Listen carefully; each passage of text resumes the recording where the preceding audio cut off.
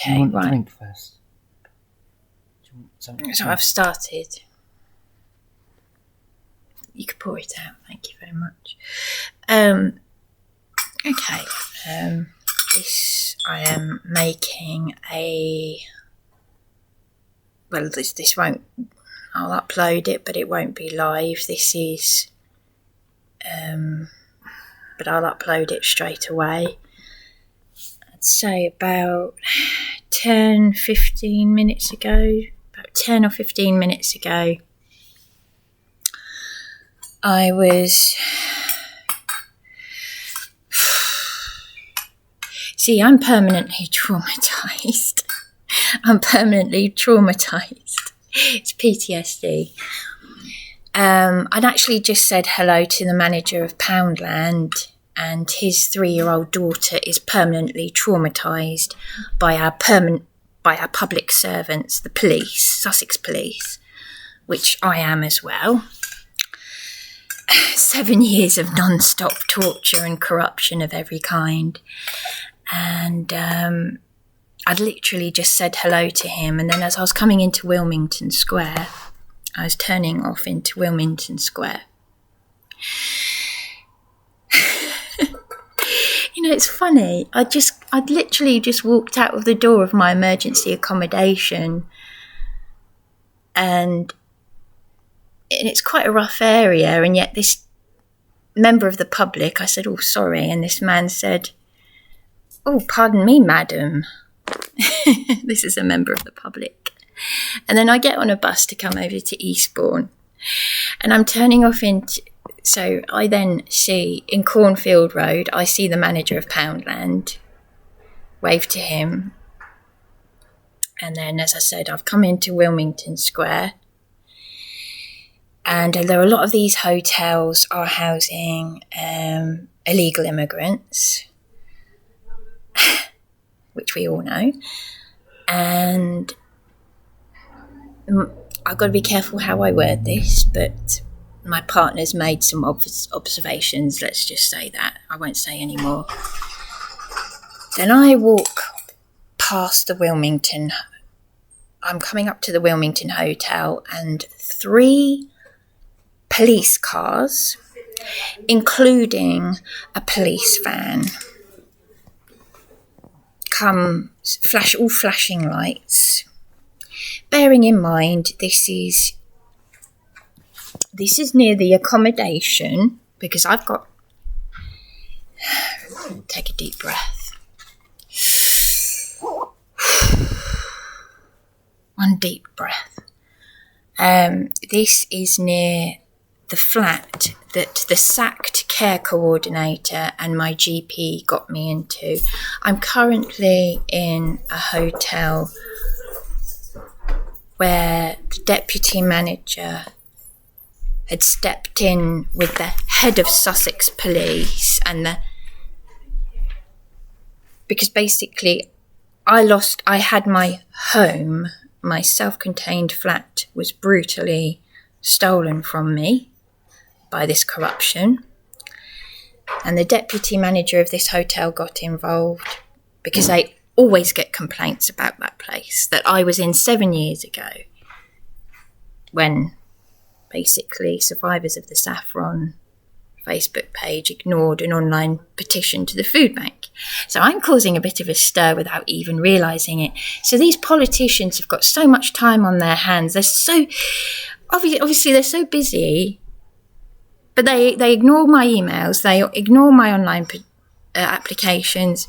But for the whole time I was self-funding for 9 months the Cavendish Hotel, Josh Bibber and DOBE, no formal introduction, but he's somehow affected by my brutal honesty and documentation of crimes that have been committed against me, my human rights, civil liberties, overall sovereignty, everything.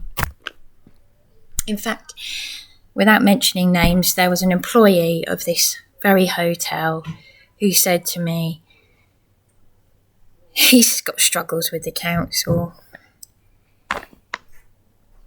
His wife is Ukrainian. There's an airport that was bombed. They're married. they'll help his wife, but they won't help him jointly because he's British. Now, so I'm not mentioning any names, and I'm not saying where I am. But as I said, I've gone off on a slight tangent here, but about 10 or 15 minutes ago, I saw 3 police cars, all lights flashing, drive. It was a fight or flight feeling. I thought, should I do nothing? Should I do the typical British thing, say nothing, do nothing? Because I'm scared, do the stiff upper lip, or shall I react in some way? I thought, well, I've got to say something, and I feel a lot better for doing it. Of course, I was terrified that they might come and beat me and assault me, in the same way that Josh Burundi, OBE, told me to go down to the council offices, and I was assaulted by public servants when he said he would speak to Gary Hall, head of housing, and I was assaulted. I can't count the number of times I've been assaulted, but that was upon instructions of one of our leading councillors.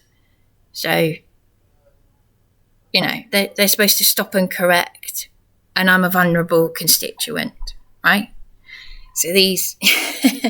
So I'm taking a long time to say this. 6 minutes have already passed, and I still haven't said it.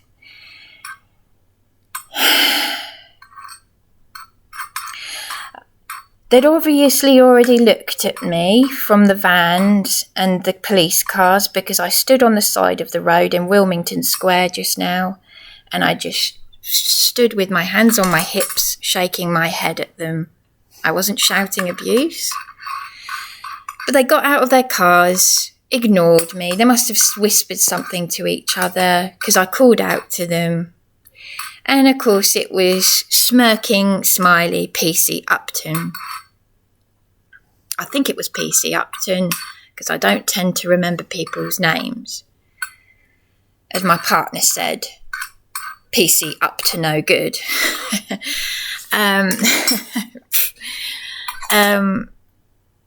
Or if it's not PC Upton, the name's on the tip of my tongue, and yet I don't know. I try to remember as many names as I can, but I can't, because I can't actually count the number of times I've been grabbed and dragged and assaulted and had horrific, heinous crimes against me. So I just called out to them. I said, are you serving the public? Are you tackling crimes?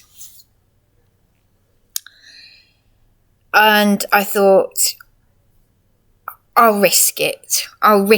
We're not safe with them, but I don't have a smartphone on me. You see, I don't have a smartphone, so I've got nothing. I've got no device to record them should they assault me. But I thought, Abiyakhwa has got my back.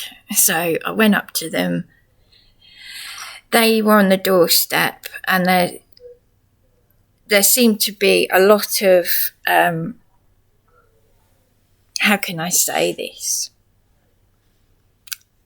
Oh gosh, I don't like the word, the racist word is overused, but, well, they were foreign, let's just say foreign. Well, what does foreign mean? Well, I think I don't really need to paint a picture. I don't think I do. Maybe I'm being judgmental, maybe I'm not, I don't know. But GBN News covers it. And we know it's going on all over the country, so especially down here on the coast. So they stood on the steps, and I said to them, I said, I don't even know how my father died. You don't do anything about real criminals. You've done so much to me over the years. And PC Up, the one I believe who was PC Upton, it's not him. I can't remember their names, but he said, hello, Bryony, and he smirked.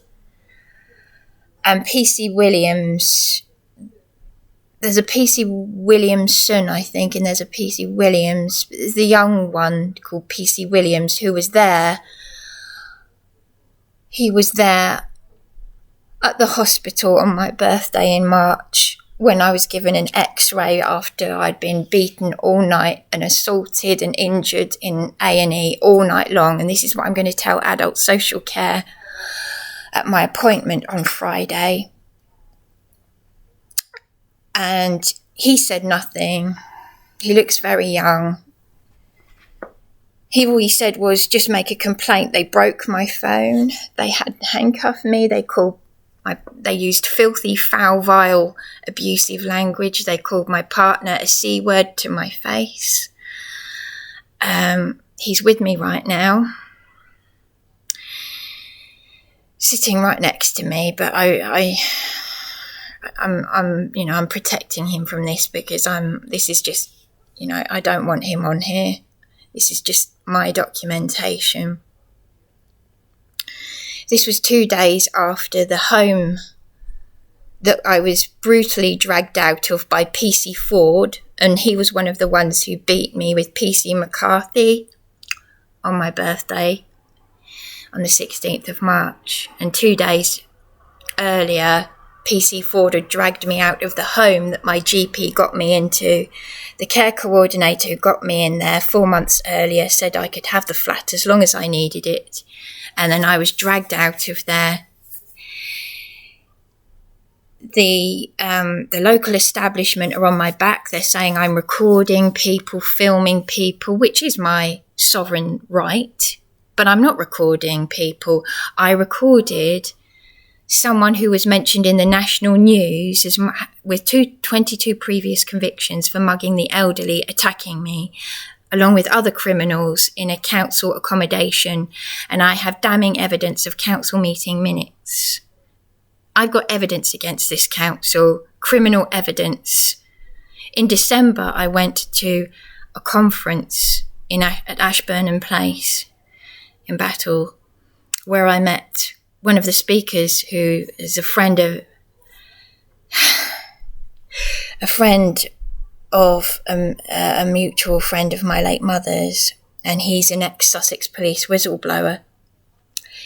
He does not know the day that I was beaten by PC McCarthy on Beachy Head, bruised all over my body. The pictures are on Facebook. That was a response to my father's death. I rang him in distress. Now, Ray doesn't know about this as far as I'm aware, the speaker I'm speaking of from the conference. But I find it very interesting that so many people seem to know about my YouTube channel when I am just documenting, and I haven't actually had formal contact, not even with the local MP, who is part of all of this, who's complicit in all this nonsense.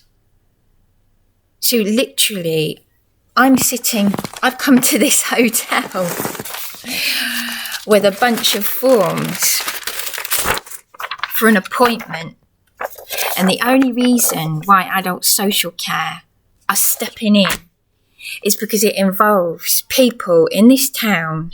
It involves the executors of my late mother's estate. It involves the executors of my late father's estate, and I don't know how my father died. And I've got a GP who doesn't give a damn when I spent 4 hours in my nightwear down at the GP practice with one of the doctors, the Lighthouse practice this is, and I reported them to the General Medical Council upon someone else's advice, and I haven't added to the 100% of bad reviews on Trustpilot for the GMC, because even a doctor's review is saying it's a scam, like the local government and social care ombudsman, and I added to the 100% of bad reviews on that as well. And this is exactly what Ray, the speaker at the conference, was saying, that none of these public services are fit for purpose. It's total and utter anarchy. And I came to this very hotel in my nightwear, and it was the deputy manager of this very hotel. I just find it very bizarre. There's so much insanity and psychopathy going on that an employee of this hotel has been living at this hotel, and he's got an Iranian wife. What is that all about? Why won't they help him? Because he's a British citizen. This is why I'm constantly being gaslit. PC McCarthy arrested my partner in his flat. I documented this on YouTube. It was a message to Juliet. Juliet works for St Mary's House. And the Police Abusing Powers YouTube community who got involved in this, and Tina Chave of the Independent Advice Network, and all this lying and false offers of help and exploitation. So basically, that is what this appointment is going to be about. So it's now 9:30. So Sussex Police, you can laugh at this YouTube video, but this is going public. PC Upton and PC Williams, I saw you just a few minutes round the corner at the Wilmington Hotel, and you find it funny that you've assaulted one of your constituents, then given them an X-ray as a response to my late father's death, and I have no idea how he died. And you took my home from me. And Caroline Ansell and this local MP, and there's a Labour councillor out of town, and my godparents live just round the corner from that emergency accommodation. You've bullied me out of Eastbourne. But let me tell you, you carry on like this, the wrath of Yahweh will be upon you. So you keep doing whatever you're doing. I feel so much better. I feel so much better getting this off my chest. So you carry on. If you want to call my partner a C-word and use that filthy foul language that the taxpayers are paying you lot to serve us. You're taking away our freedoms, our rights, our sovereignty, and you are total and utter cowards. This is why my mother wanted to stay at sea. She had an amazing life in the 50s and 60s, and she settled in this country, and we thought that you lot would give me basic support, and that is what this appointment is all about. So, I've said all I want to say. It's coming up to 9:30. I've had an adrenaline rush. I've got this off my chest. And believe me, I'm going to be making notes. And it's going to involve a lot of people, a lot of individuals. Oh, I feel so much better. Right, it's okay, Darren. I've said what I wanted to say. I'm going to stop this video now. Do you want a drink? Thank you. Because the thing is, this is what you are seeing and what you're witnessing is anxiety, trauma, mental health, what people deal with on a daily basis.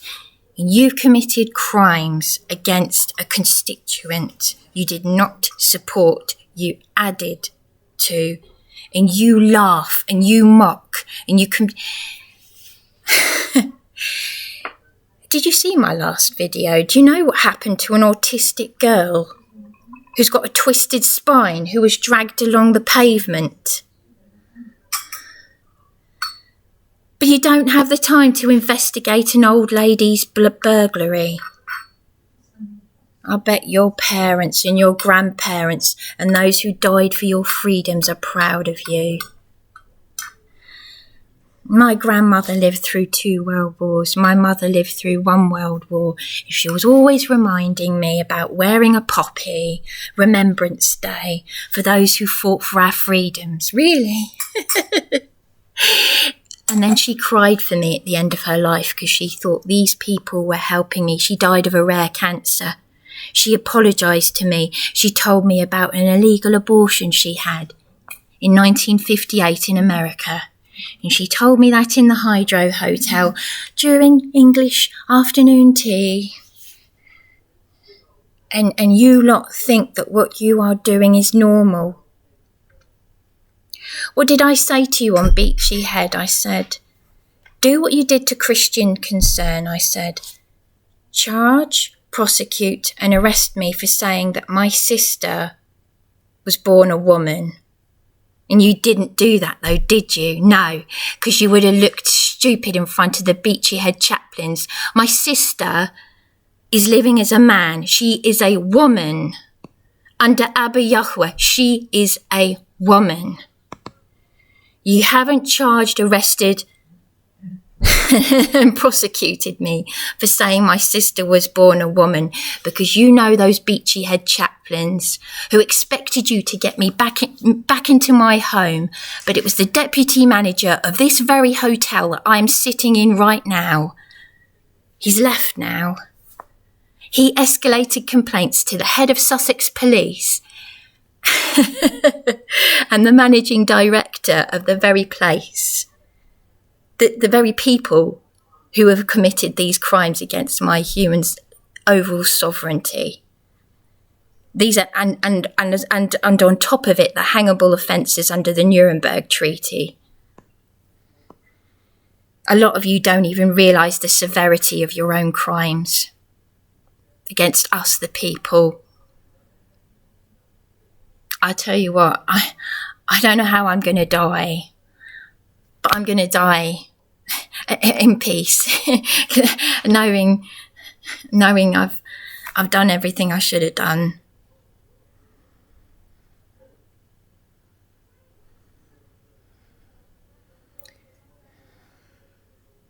I might be a failure in other ways, but we're all failures. We're all sinners. That's what I said at my mother's funeral. So, you keep smirking. Keep you. And to those of you who are fighting like me and doing the best you can and struggling, keep smiling, as Andy Devine said. Keep smiling. Right, I'll get off my soapbox. I've said everything I want to say now. A lot of this is anxiety. But at the end of the day, if I'd had the support that I needed, this is just a lesson. This is what happens when people don't get the help that they need. Right, I've said it. Shalom Yahweh.